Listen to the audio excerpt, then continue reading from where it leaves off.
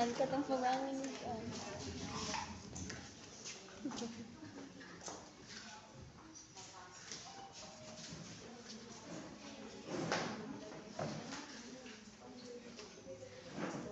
All right. I see that all of you are present. Let's give a Jollibee clap. Let's give on your clap to yourself. 1, 2, 3. 1, 2, 3. Ayos. And for now, before we proceed to our discussion this afternoon, let's have first a classroom agreement. So,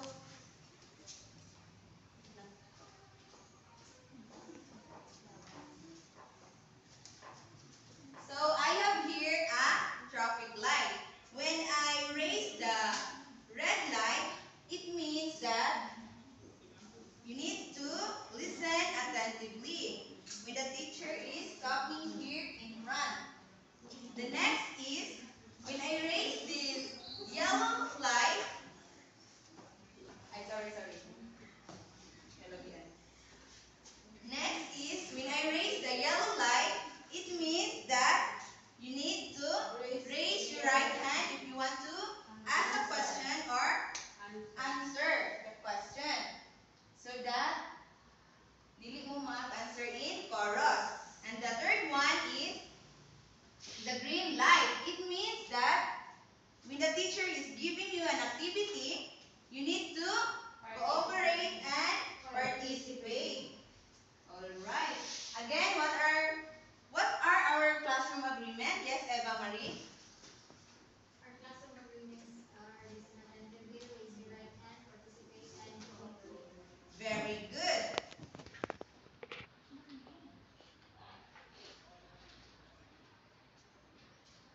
And now, who can recall on what was our last topic yesterday? Yes, Jocelyn? So our topic yesterday is all about personal pronouns. So, very good. Can you give me an example about personal pronoun? Yes, Jocelyn, again. So the example of personal pronouns are he, she, they, it, we, and yes, that's all. Yes, very good. Let's give 3 claps for Jocelyn. 1, 2, 3. And for now, before we proceed to our new lesson this afternoon, let's give first an energizer to boost your energy this afternoon. May I request everyone to please stand?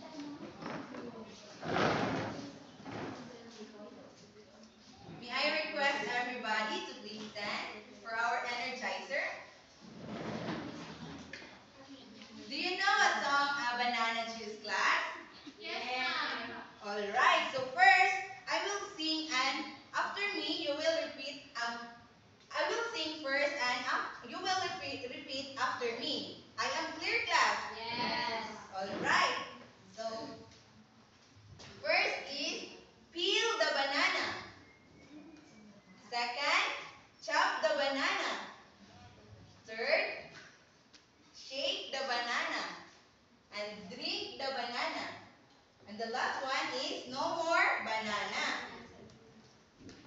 So here's the lyrics of Banana Juice. So let's sing together. 1, 2, 3, go. Peel banana, peel banana, chop banana, chop banana, shake banana, shake banana, drink banana, drink banana, banana, no more banana, no more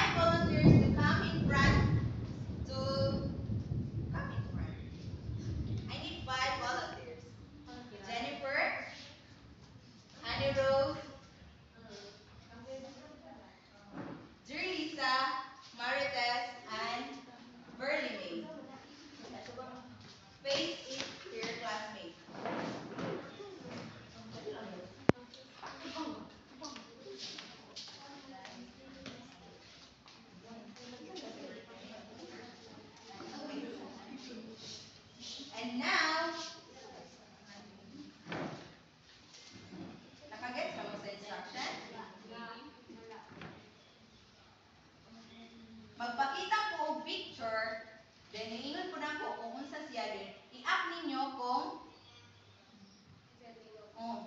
sayang tingog. Kung dili, kung kuan kanang kung wa siya tingog, dili din siya i-up. Kasabot? Yes. So, for the first picture, Simon say, snap.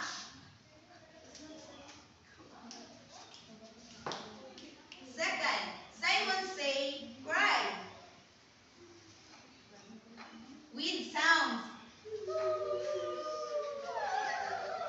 The third one, Simon say, stamp your feet. With sounds.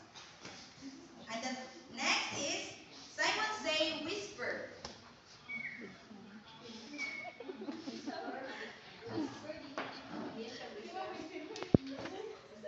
And the next is, Simon say, shout. Shout. The next one is, Simon say, the sound of explosion. Explosion of the bomb. Alright, so the next is, Simon say, tweet. Tweet of the bird. And for the next is, Simon say, shake your hips. With sound. Shake your hips. With sound. And then last one is, Simon say, the sounds of thunder. Alright, you will now take your seat, class. Let's give 5 claps to the representative. 1, 2, 3, 4, 5. So class, did you enjoy our activity, class? Yes, ma'am. Alright, so based on the activity, what have you observed about Simon Ask? Yes, Laila? What have you observed based on the Simon Ask? It's all about sound, ma'am. Very good. So now, what do you think our topic this afternoon? Yes, Jennifer, you're raising your hand. Our topic this afternoon is about dynamics. Precisely, our topic this afternoon is all about dynamics. Let's give 3 claps for Jennifer.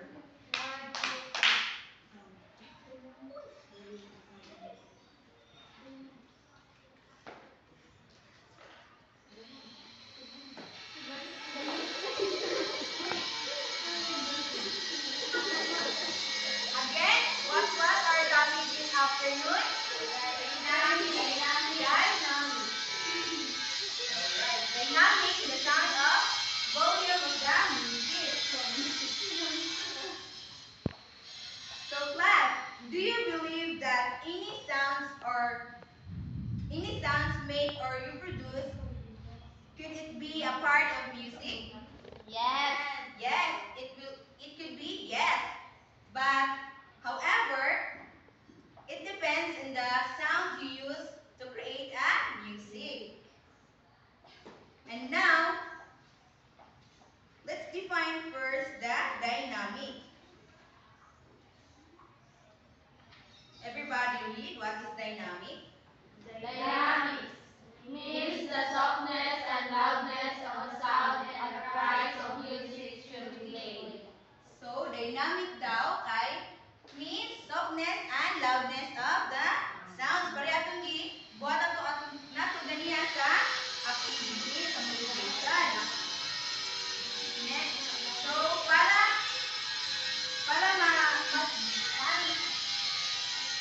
mas makapdan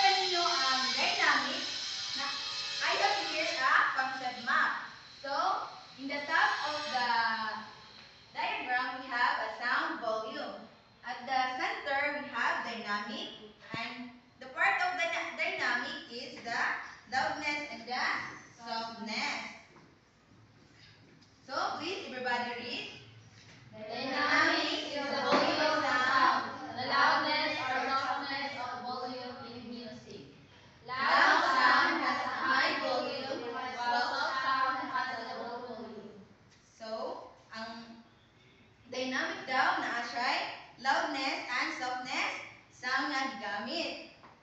Then yun. Next, I have here a example of soft sound. So, say that we have a picture. Bird. Bird is chirping. Next,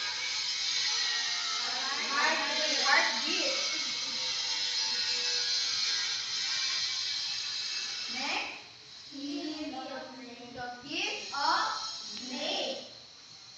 Next, Trickle of water. trickle of water. And the last one, a mouse squeaking. So, muna siya ang mga example sa soft sound. Ang soft sound class, kaya muna siya katong gagmay ra siya katingog. Sabta ninyo class? Yes, ma'am. Very good. And for the example of the loud sound, we have bomb explosion. Next, thunder. Child is shouting. Fireworks. Next, blowing horn or car. Ito na siya ang pangpipip sa inyong sakyanan sa motor or sa inyong car. Na may car. The next is clap. So, also ang example sa loud, right? Unang example pala sa loud, right? Usog man lang niya. Volume sa sound. So, do you have any question or clarification regarding to our topic class? None, ma'am. So, if there is none, let's have an activity. So, in this activity, I will group you into two groups. This activity is what we call guessing game. Each group is going to guess if the sound I play is loud or soft sound. The group that gets the most points will be the winner. So, count off 1 and 2. Starting Eva.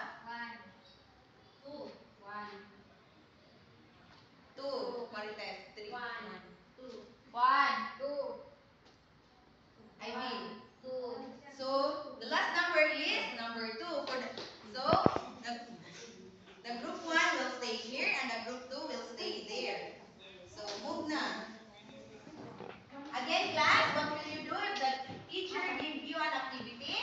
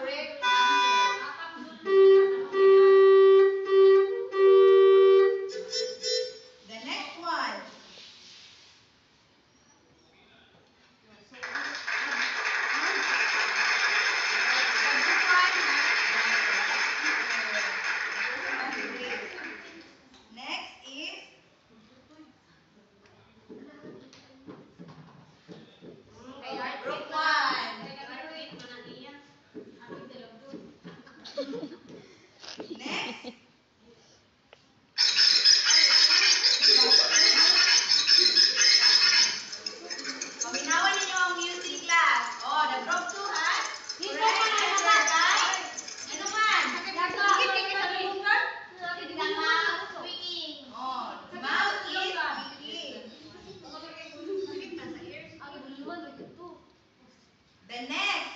Ubos na daan. Ubos ka. Go. Wow, naman ko. Group 1. Okay, mo Sa man ang group 1? Tingog sa snake. Mo man friend. tingog sa snake.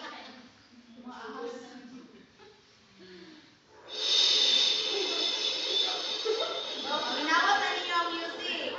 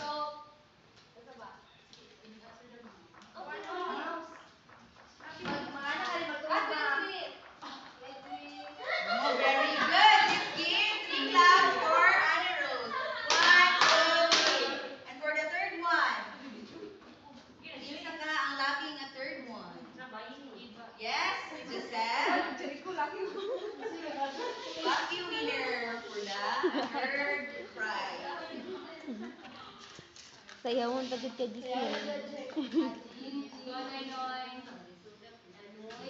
Face it to your classmate.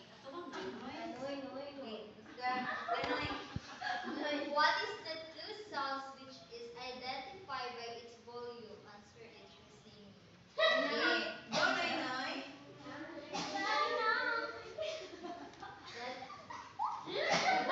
Okay, ayaw basta with class. Okay, go, Noy.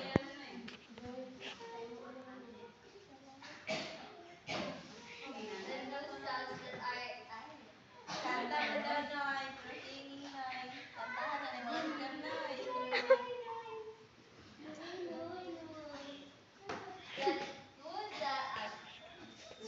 Ay, sige, bigyan na lang singing, Noy.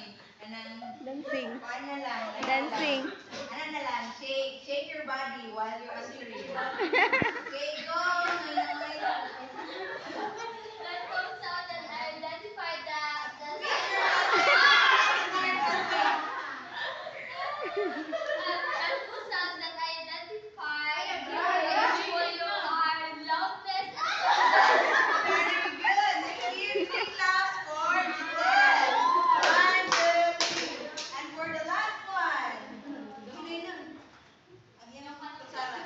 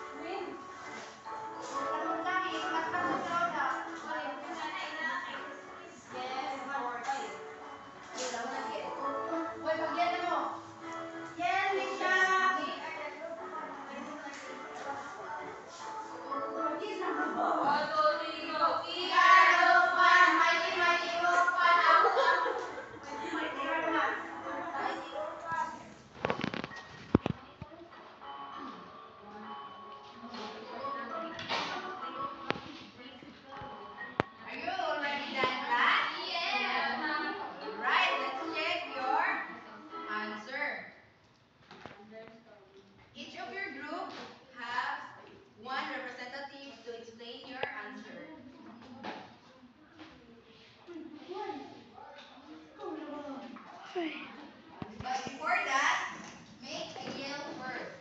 One, two, three, go. We are the group one, mighty, mighty group one. Sige, group 1. Gusto man yung representative. Ay, sila. So this is the work of group one. Loud sound, fireworks, thunder, alarm clock, roaring lions, shouting math. Soft sound, falling water, wind, whispering, heartbeat, and easy sleeping. Alright, let's give a very good clap for the group 1. 1, 2, 3, 1, 2, 3. Very good, very good, very good. Let's proceed to the group 2.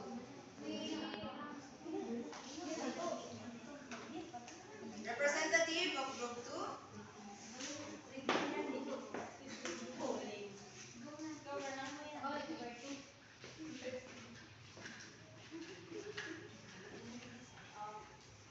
Good afternoon, class. So this is our word. Loud. So first is shouting. Began, picture, alarm clock. Third picture, lion roaring. Fourth picture, fireworks. And the last is thunder. So blowing of the wind, whispering, drinking of water, heartbeat, sleeping beauty. Alright, let's give a very good clap to group 2. 1, 2, 3, 1, 2, 3. Very good, very good, very good. And now I will give you a score. For the group 1, I give correctness 5 points because all answers are correct. And also for the group 2, for the cooperation, I give 5 points because all of the members are participated. And for the time frame, I give also 5 points. And for the total is 15 points for the group 1 and for the group 2. Let's give a round of applause for each and everyone. And now, let's proceed to our evaluation. Let's get 1/2 sheet of paper to answer the questions. Are you done, class? Yes, ma'am. And for your assignment, everybody read. Directions. Ask the help of your parents to come up with a short, loud, and soft poem. Each word must have its own line. Example: loud, dogs bark. Cold. Soft, whisper, electric fast blowing. Alright, so do you have any question or clarification regarding to our lesson this afternoon? None, ma'am. If